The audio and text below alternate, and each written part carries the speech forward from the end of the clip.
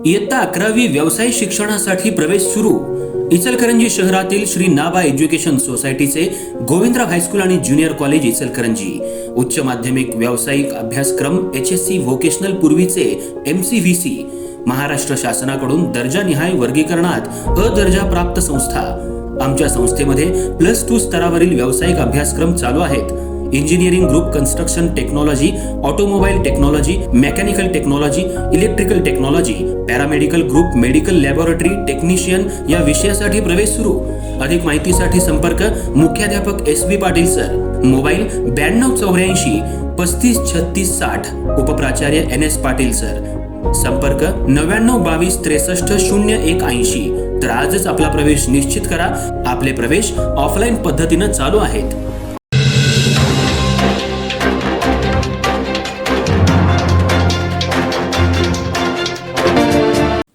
इचलकरंजी शहरातील लालनगर परिसरामध्ये आज बंच केबल विद्युत वाहिनी बसवण्याच्या कामाला प्रत्यक्ष सुरुवात करण्यात आली. महापौर उदय धातुंडे यांच्या पाठपुराव्यामुळे आणि प्रयत्नातून हे काम मार्गी लावल्यानं परिसरातल्या नागरिकांमधून समाधान व्यक्त करण्यात येत आहे. अनेक वर्षांपासून नागरिकांच्या घरांवरून जाणाऱ्या धोकादायक वीज वाहिन्यांमुळे भीतीचं वातावरण होतं. अखेर या समस्येवर कायमस्वरूपी तोडगा निघायला सुरुवात झाली आहे. लालनगर परिसर हा सर्वसामान्य आणि कामगार वर्गीय नागरिकांचा भाग म्हणून ओळखला जातो.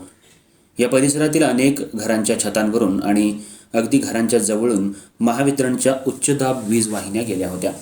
त्यामुळे नागरिकांना सतत जीव मुठीत धरून राहावं लागत होतं. पावसाळ्यात तर परिस्थिती अधिक गंभीर होती. काही ठिकाणी शॉर्ट सर्किट, स्पार्किंग तसंच किरकोळ अपघाताच्या घटनाही घडल्या होत्या. या पार्श्वभूमीवर नागरिकांकडून वारंवार सुरक्षित विद्युत व्यवस्थेची मागणी करण्यात येत होती.